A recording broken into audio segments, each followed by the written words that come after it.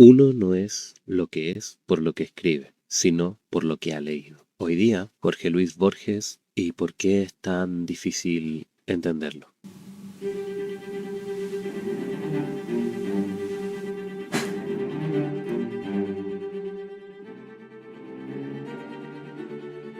Hay unos cuantos autores que, por la calidad de su trabajo, vale la pena volver a leerlos. Es el caso de Tolkien, de Brandon Sanderson, de Camus y de Borges, entre muchos otros. Lo que voy a hacer hoy día es algo que se aleja un poco a mis videos habituales. Voy a hablar de la dificultad que tiene uno de estos autores, que como lo vieron en el título, es más que claro quién es, y el porqué de esta dificultad, Jorge Luis Borges. A grandes rasgos, Borges nace el 24 de agosto de 1899 y muere en Suiza el 14 de junio de 1986. Escritor, poeta, ensayista y traductor, es una de las figuras más importantes de la literatura argentina. Me atrevería a decir la más, pero quizás sea por mi vaga aproximación a este tipo de literatura. Lo importante acá es que Borges es considerado uno de los más influyentes e importantes escritores del siglo XX. Cada una de sus obras está planeada al dedillo. Cada elemento que coloca no está ahí por casualidad, y por lo mismo ha sido objeto de innumerables estudios y análisis de críticos y académicos. Así que principalmente, para no repetir lo que dijeron ellos, voy a tomar unos cuantos puntos del por qué la dificultad de comprender a este autor. Una curiosidad importante es que estuvo a punto de ganar el premio Nobel en varias ocasiones, pero, y aquí entra el chismorreo, en una de las visitas que hizo Borges a Suiza, un poeta declamó su obra y Borges se rió en la cara. El problema de eso es que ese poeta era Andrés Osterling, el cual pronto pasó a ser el presidente del comité de investigación para dar el premio Nobel. La justificación escrita fue que, y en palabras del mismo Osterling, es que era demasiado exclusivo o artificial en su ingenioso arte en miniatura. En otras palabras, se consideraba que la obra de Borges era extremadamente elitista, y tiene toda la razón, pero no por eso está mal. Pero volvamos al tema en cuestión. ¿Por qué Borges es tan complicado de leer? Para cualquiera que ya haya leído algún texto de Borges, lo más probable es que haya entendido la trama principal, o es altamente probable que no la haya entendido y haya tenido que volver a leerla o buscar un resumen. Eso es porque Borges emplea un lenguaje extremadamente metafórico y simbólico, lo que dificulta la interpretación literal de sus textos. Según Barrenechea, Borges se vale de una serie de recursos retóricos y estilísticos que alejan al lector de una lectura directa y superficial. Borges no pretendía que fuera un cuento de hadas. Borges no pretendía que fuera una publicidad. Lo que pretendía Borges con sus cuentos es principalmente que el lector fuera un tipo de personaje activo. Y esto se puede ver en uno de sus cuentos más importantes, el Aleph o Aleph, en el cual se describe un pequeño objeto que contiene todo, literalmente la representación de todo el universo. El problema es que esta descripción que hace Borges es, por razones obvias, simbólica y metafórica, porque desafía toda lógica convencional, debido a que requiere una interpretación extremadamente profunda por parte del lector.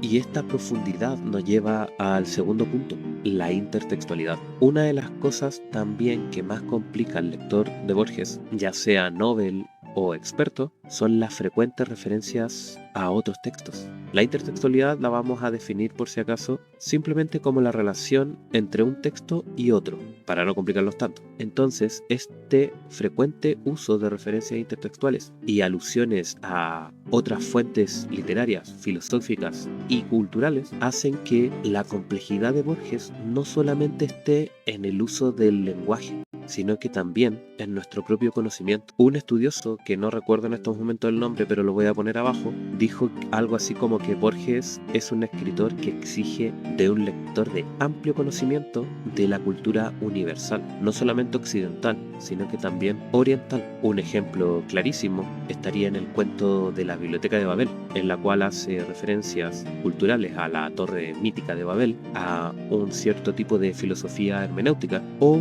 otro ejemplo pasaría a ser ser el del Inmortal, del cual ya hablé antes, debido a que aquí también hace referencias, si bien no directas en su gran mayoría, sí son referencias intertextuales, como por ejemplo Joseph Cartaphilus, que era uno de los apodos de el judío errante, un hombre maldito por Dios, o también el nombrado Homero o Argos. Si el lector no tiene suficiente bagaje cultural, lamentablemente no va a poder entender los textos al 100%. Y eso también lleva a la poca comprensión que se tiene de la gran mayoría de los textos de Borges. Es por eso que para comprender plenamente la riqueza simbólica de Borges y de sus cuentos, el lector no solamente tiene que interpretar de manera metafórica o simbólica, sino que también tiene que estar familiarizado con otro tipo de referencias, las intertextuales. Y esto nos lleva a un tercer punto, relacionado estrechamente con el punto anterior, la exploración de los conceptos metafísicos y filosóficos en Borges.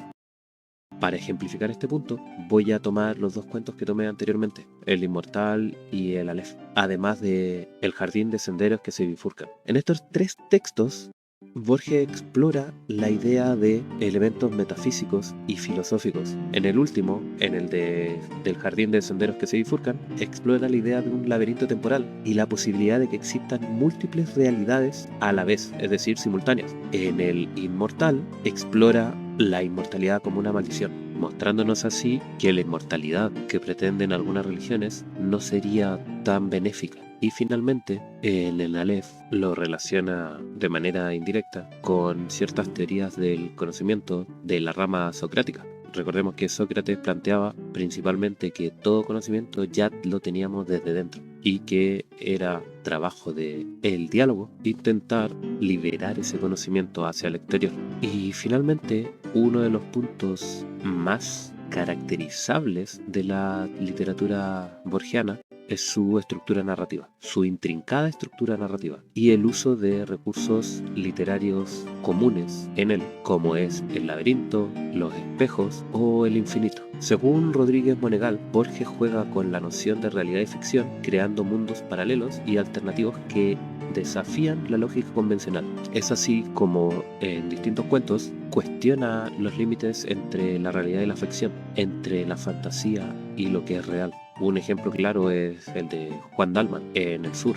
Nunca se sabe si Dalman muere en la ley del campo o si muere por la fiebre en el hospital. Este cuestionamiento hace que la estructura narrativa sea un poco más laberíntica del usual y enigmática, absolutamente. Es por eso que exige del lector una atención constante y una disposición para sumergirse en ciertos tipos de mundo que de principio no va a entender al 100%, además de otro recurso narrativo, el de los distintos narradores, el de los relatos enmarcados. Ya lo tenemos en uno que hablé anteriormente, El Inmortal, en el cual es una traducción de un manuscrito antiguo.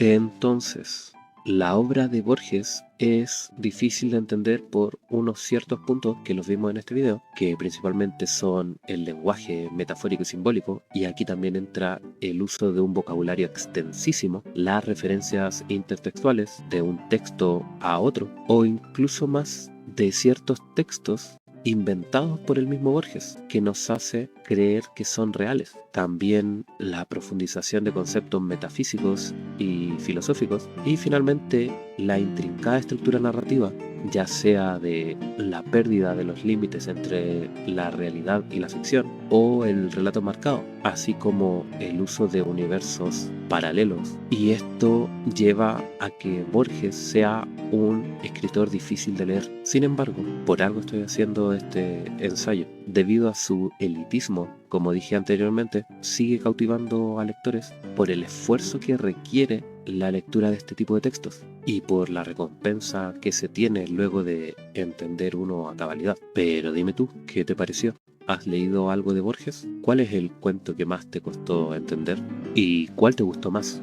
La verdad, a mí el que más me costó fue uno que nombré antes, La Biblioteca de Babel, y el que me encantó fue uno cortito que lo recomiendo totalmente, La Casa de Asterión. Si lo leíste, escríbeme en los comentarios cuál tipo de intertextualidad hace referencia. Te leo y nos vemos la próxima.